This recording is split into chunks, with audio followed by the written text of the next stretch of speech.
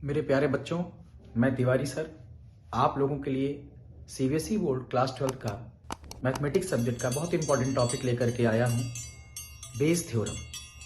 कुछ लोग इसे बेस पढ़ते हैं, कुछ लोग इसे बायस पढ़ते हैं, ये आप पे डिपेंड करता है। Basically it is Bayes theorem. जैसा कि हम लोग जानते हैं, आपके टीचर्स ने बताया होगा, मैं स्वयं बता रहा हूँ आपको कि सीबीएसई बोर्ड के हिटलिस्ट टॉपिक में से ये एक टॉपिक होता है। लगभग हर साल नहीं कह सकता हूं, लेकिन लगभग सालों में इस टॉपिक का क्वेश्चन आना श्योर एंड सॉल्ट होता है क्लास 12 के एग्जामिनेशन में। और प्रोबेबिलिटी का ये एक ऐसा टॉपिक होता है जो बच्चों को थोड़ा परेशान भी करता है। हम लोग इसके बारे में, इसकी बारीकियों को डिस्कस करेंगे। इस टॉपिक के बारे में मैं आपको एक बात जरूर बताना चाहूंगा कि इसमें कॉन्सेप्ट से ज्यादा, क्योंकि ये एग्जामिनेशन टाइम है, हम इसकी थ्योरी पे नहीं जाएंगे, इसकी हिस्ट्री पे नहीं जाएंगे। मैं सिंपली आपको वो वीडियो लेकर के आया हूं जो आपको एग्जाम में क्वेश्चन करने में मदद करेगा। आपको बेसिकली इसकी वर्किंग पे ध्यान देना है कि कैसे, how to solve the questions of Bayes theorem in probability. जिसके लिए चलिए शुरू करते हैं। हमारा जो टॉपिक है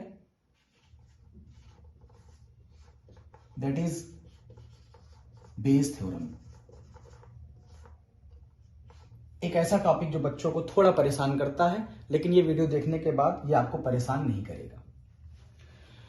सबसे बड़ा जो इस टॉपिक का की कॉन्सेप्ट है वो आपको यह जानना है कि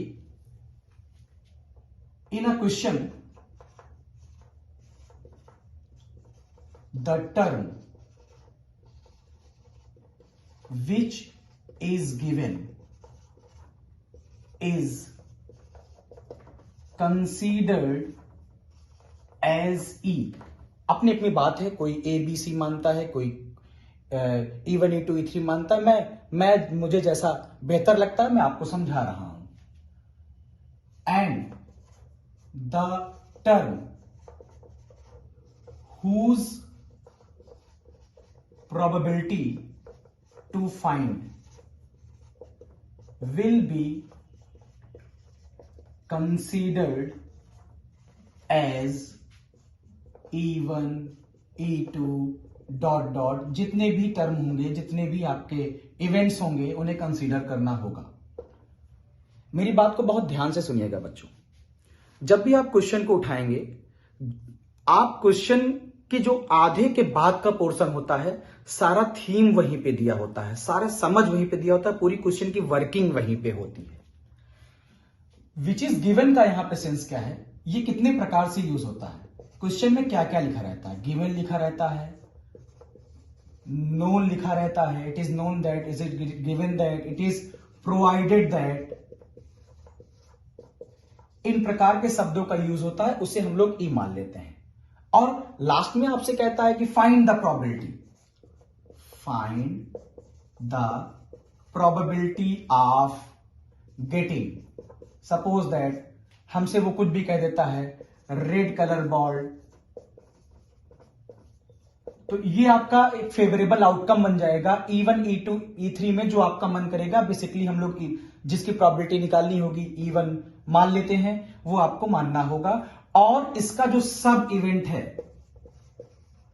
वो आपका E2 एक है तो एक, ज्यादा है तो ज्यादा, जितने भी होंगे वो कंसीडर करना होता है। इस बात को हम लोग एक क्वेश्चन के माध्यम से समझते हैं।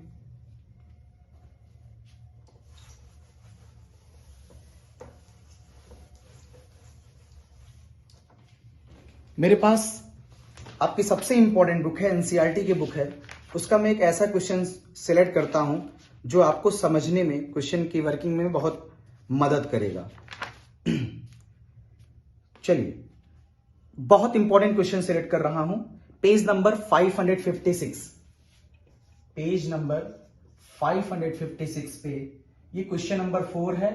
बहुत इंपॉर्टेंट क्वेश्चन होता है आपके एग्जाम्स के लिए। और भी बहुत सारे क्वेश्चन हैं, उस पर भी हम लोग आने वाले वीडियोस में काम करेंगे। फिलहाल अभी आपको हम क्वेश्चन की वर्किंग सिखा रहे हैं। कह रहा है, in answering a question on a multiple choice test.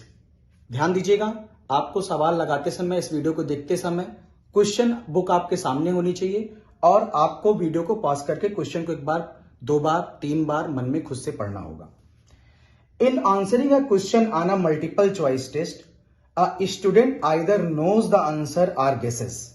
जाहिर सी बात है, एमसीक्यू होगा तो या तो आंसर जानते होगे या तो गेस करोगे या तो नकल करोगे, तीसरा ऑप्शन भी आपके पास है, लेकिन वो गेस की श्रेणी में आ जाएगा। मान लेते हैं कि प्रैक्टिकली ये इम्पॉसिबल है कि आप नकल कर पाओ, तो जो मैथमेटिकल टर्म्स हैं वही कंसीडर किए जा रहे हैं।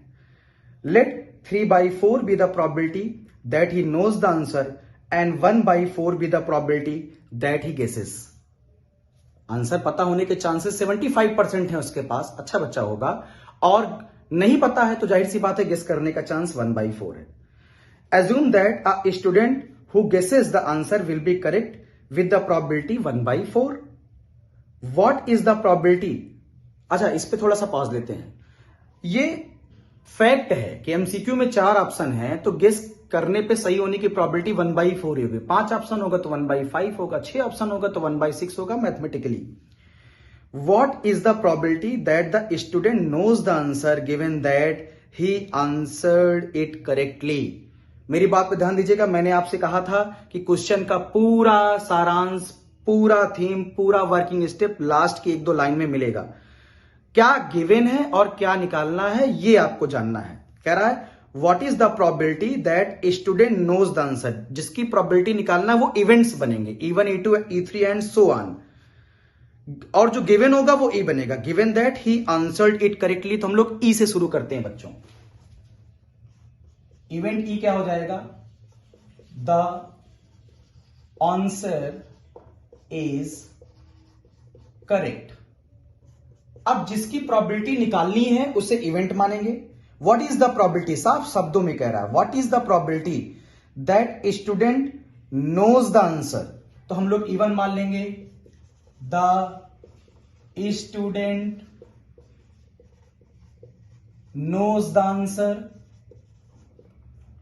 और उसका जो सब इवेंट है 1 है तो E2 पे जाना पड़ेगा, और सब इवेंट है तो E3, E4 तक भी जाना पड़ेगा। एनसीईआरटी के हिसाब से 4 तक भी है आपके पास क्वेश्चन। फिलहाल सब इवेंट होगा स्टूडेंट नोज द आंसर, इसके अलावा हो सकता है द स्टूडेंट, क्वेश्चन में भी दिया हुआ है, गेसेस द आंसर। अब फॉर्मूला कैसे बनाते हैं हम लोग? जो फेवरेबल आउटकम होता है, जैसे हमें प्रोबेबिलिटी पूछ रहा है student knows the answer, that is ये फेवरेबल आउटकम हो गया। अब कंडीशन आपकी ये लगी हुई है आंसर करेक्ट, ये शुरू में ही लगा दिया है। 2-3 क्वेश्चन करेंगे समझ में आ जाएगा। हम लोग लिखते हैं PE1/E। फार्मूला क्या होता है?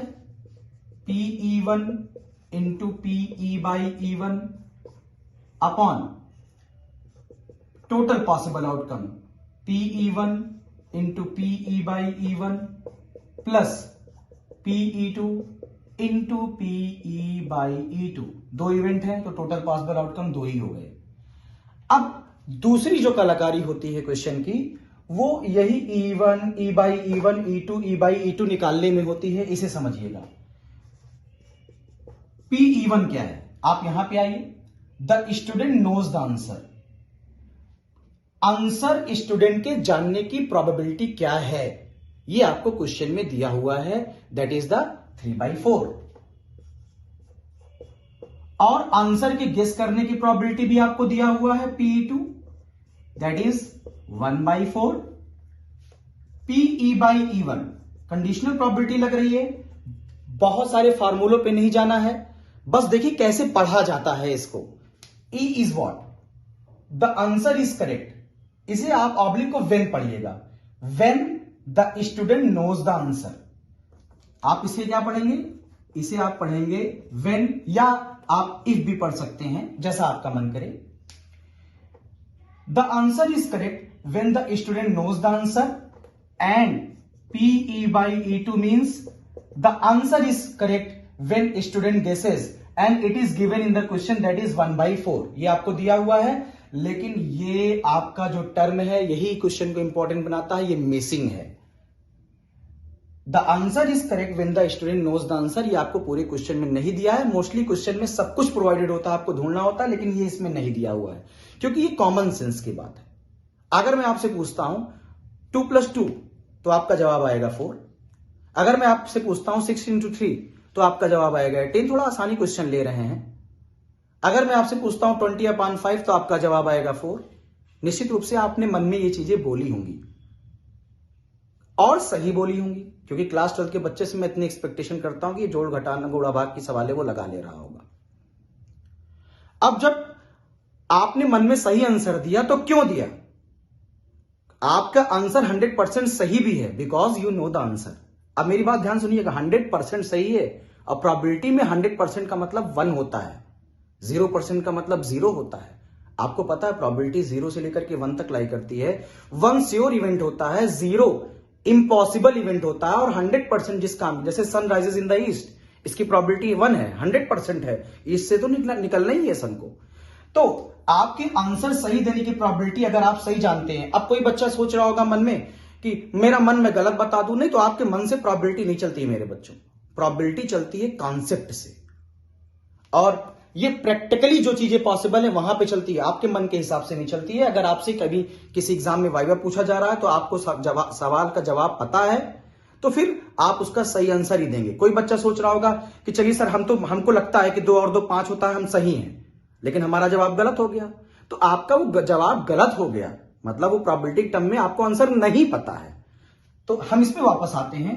If you know the answer then your answer is correct, that is the probability is 1। अब आप देखिए, each and everything now you have P E1 by E आपको निकालना है। P E1 की वैल्यू हो गई 3/4 into P E by E1 की वैल्यू हो गई 1 अपॉन 3/4 इंटू 1 प्लस 1/4 इंटू 1/4। इसे हम लोग कैलकुलेट कर लेंगे। इतनी एक्सपेक्टेशन मैं आपसे रखता हूं कि ये कैलकुलेशन आप लगा लेंगे, आंसर निकाल लीजिएगा, डेफिनेटली आपका आंसर मैच कर जाएगा।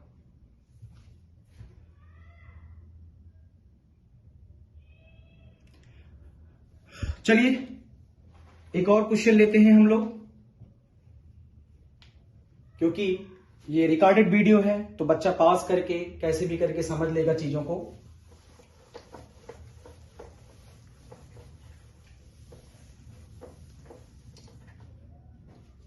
एक ऐसा ही इंटरेस्टिंग क्वेश्चन और मैं ढूंढता हूं। ये आपका पेज नंबर 555 पे एग्जाम्पल नंबर 21 है। पेज नंबर 555 एग्जाम्पल नंबर 21 हम लोग सॉल्व करने चल रहे हैं। ये भी कुछ ऐसा ही सीन है, लगभग ऐसे ही क्वेश्चन है। क्वेश्चन में कह रहा है a man is known to speak truth 3 out of 4 times. हर 4 बात में 3 बात वो सही बोलता है, यानी सही बोलने की प्रोबेबिलिटी उसकी 3/4 है। तो गलत बोलने की प्रोबेबिलिटी, भाई अगर सही बोलने की प्रोबेबिलिटी उसकी 3/4 है तो गलत बोलने की प्रोबेबिलिटी, लाइज या फॉल्स की प्रोबेबिलिटी जो उसकी होगी 1 - 3/4, यानी झूठ बोलने की प्रोबेबिलिटी उसकी 1/4 होगी। He throws a die and reports that it is a 6। ये गिवन चीज हो गई, he reports for a 6। Find the probability that it is actually a 6। तो पहले इवेंट लिखते हैं, क्या लिखेंगे? He reports for a 6। अब जिसकी प्रोबेबिलिटी पूछ रहा है बच्चों वो इवेंट बनेगा। किसकी प्रोबेबिलिटी पूछ रहा है? Find the probability that it is actually a 6। It is actually a 6। तो जाहिर सी बात है यहां पे होगा इसका सब part, it is actually not a 6।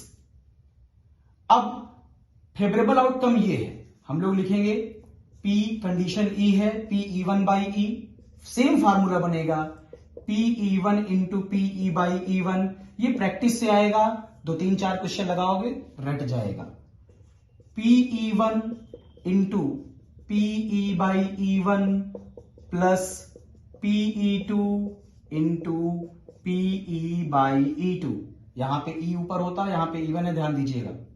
अब इनको निकालते हैं, इनको तोड़ते हैं, इन टर्म्स को इंडिविजुअल वैल्यूज को नोट करते हैं।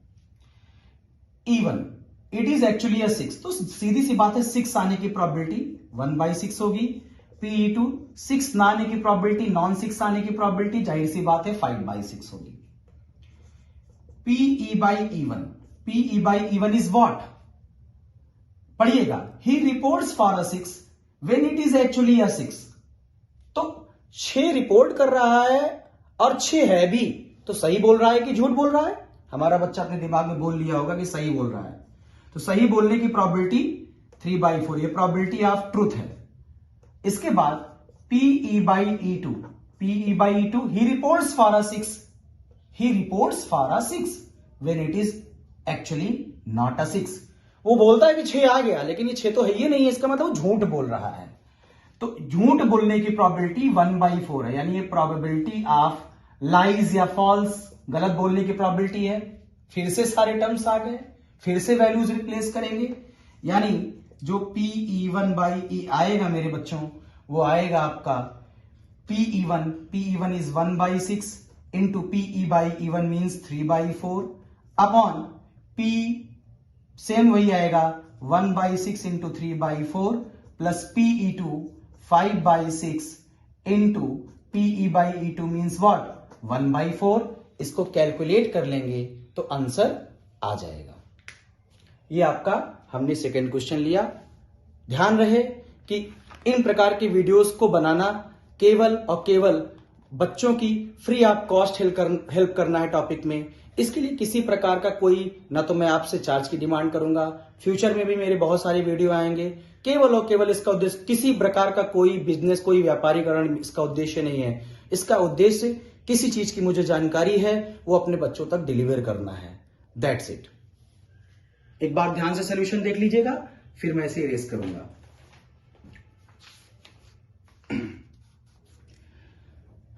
चलिए वन मोर क्वेश्चन।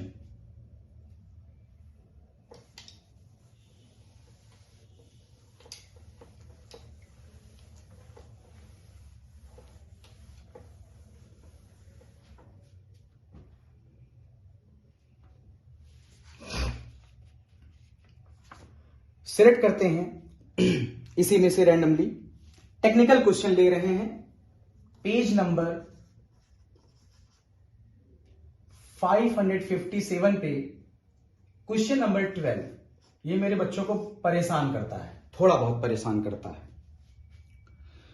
क्वेश्चन है, a card from a pack of 52 card is lost. 52 में से एक पत्ता खो गया, 51 बचा, 51।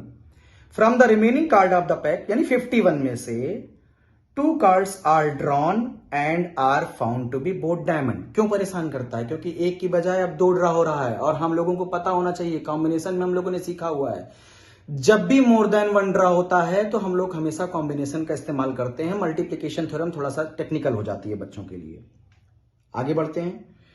रिमेनिंग कार्ड से 2 कार्ड ड्रा किया जाता है, are found to be both diamond, are found to be given that, known that, मतलब ये आपको प्रोवाइडेड है।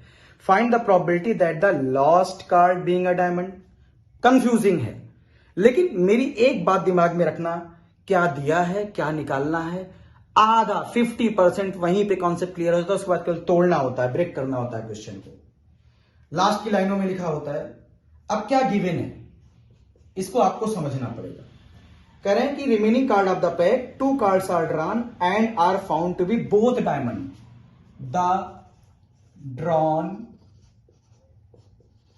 2 cards are both diamonds. Diamonds का मतलब आपको पता है, हिंदी में जो बच्चे ताश के बारे में जानते हैं, ईटा डायमंड्स बोलते हैं इसको। स्पेड्स होता है, क्लब्स होता है ना, हार्ट्स होता है, लाल पान, इस तरीके से। फिर इवेंट को ब्रेक करते हैं, ये तो गिवन था। अब जिसकी प्रोबेबिलिटी पूछ रहा है वो इवेंट बनेगा, उसको आप इवन बना लिया करिए। कह रहे हैं फाइंड द प्रोबेबिलिटी, साफ शब्दों में लिखा है, find the probability that the lost card being a diamond.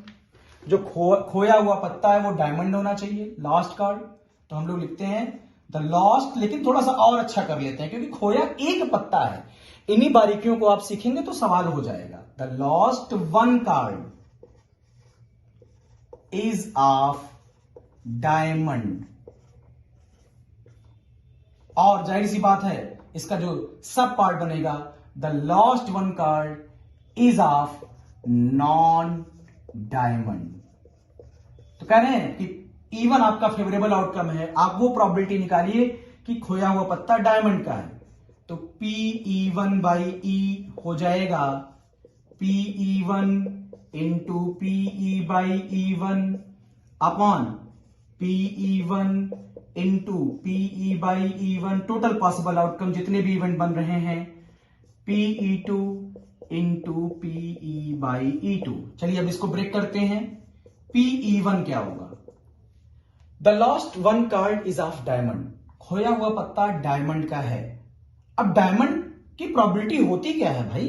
Diamond ईटा 13 होते हैं भाई, 13/52 या, और खोया एक पत्ता है, एक पत्ता खोया है, इसलिए हम लोग डायरेक्ट सिलेक्ट कर रहे हैं favourable outcome upon total possible outcome. कोई बच्चा चाहे खतरों का खिलाड़ी है कोई बच्चा हमारा, तो 13C1/52C1 लिख लीजिए, बतिया तो वही है, वही आने वाला है, ये 1/4 है। और PE2 खोया हुआ एक पत्ता नॉन डायमंड है, तो जाहिर सी बात है 39/52, दैट मीन्स 3/4। अब यहीं पे ट्विस्ट है, PE बाई E1 निकालना है हमको, तो द ड्रॉन 2 कार्ड्स, अब 2 पे आ जाइए, 2 cards are both diamond if the last card is diamond. 2 पत्ता ड्रा हो रहा है मेरे प्यारे बच्चों, दोनों डायमंड होना। देखिए last card is of diamond, खोया हुआ पत्ता डायमंड का होना चाहिए, और गिवन आपको क्या था? The drawn 2 cards are of both diamond. तो ऐसे पढ़ेंगे, दोनों ड्रा ये पत्ते डायमंड हो अगर खोया हुआ पत्ता डायमंड है। तो जब एक पत्ता खोया है तो 12 पत्ता बचा हुआ है, 12 कार्ड में से 2 निकलेगा, 12C2, और टोटल हमारे पास कितने बन रहे हैं? टोटल हमारे पास बन रहा है 51C2। क्यों 52C2 क्यों नहीं? क्योंकि एक पत्ता तो महाराज खो गया ना, बचा कितना है? 51C2, 51 में से 2।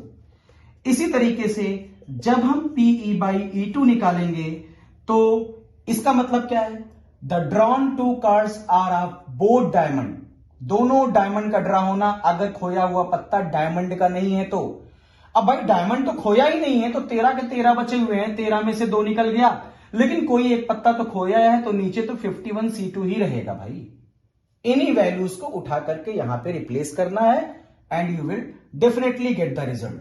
अब यहां पे प्रॉब्लम आती है, थोड़ी सी मैं हेल्प कर दे रहा हूं आपको बच्चों, कि कभी कभी बच्चा 11th कम पढ़ा रहता है, किसी वजह से कॉम्बिनेशन नहीं पढ़ा है, तो कहता सर हम तो कैलकुलेट नहीं कर पा रहे हैं। इसके लिए मैं अलग से वीडियो बना दूंगा एक दिन 11th का टॉपिक का, लेकिन अभी आपकी एग्जामिनेशंस की प्रॉब्लम है तो मैं एक सॉल्व करके दिखा देता हूं। Suppose that 12C2 upon 51C2 को सॉल्व करना है, तो NPR का फॉर्मूला होता है factorial n upon factorial r, factorial n minus r हो गया, और factorial 51 upon factorial 2, factorial 51 minus 2 हो गया। ये डायरेक्ट काट दीजिए आप, इसको डिक्रीजिंग ऑर्डर में ले जाइए, 12 इंटू 11 इंटू फैक्टोरियल 10, और फैक्टोरियल 10 कट जाएगा, इधर आ जाएगा 51 इंटू 50 इंटू फैक्टोरियल 9, और फैक्टोरियल 9 कट जाएगा।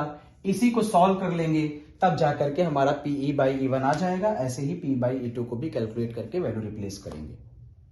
तो इस वीडियो में इतना ही, लेक्चर को बहुत ज्यादा बोरिंग नहीं कर रहे हैं। इसके बाद अपने अगले वीडियो में मैं बेस थ्योरम की कुछ और इंपॉर्टेंट सवालें लेकर के आऊंगा।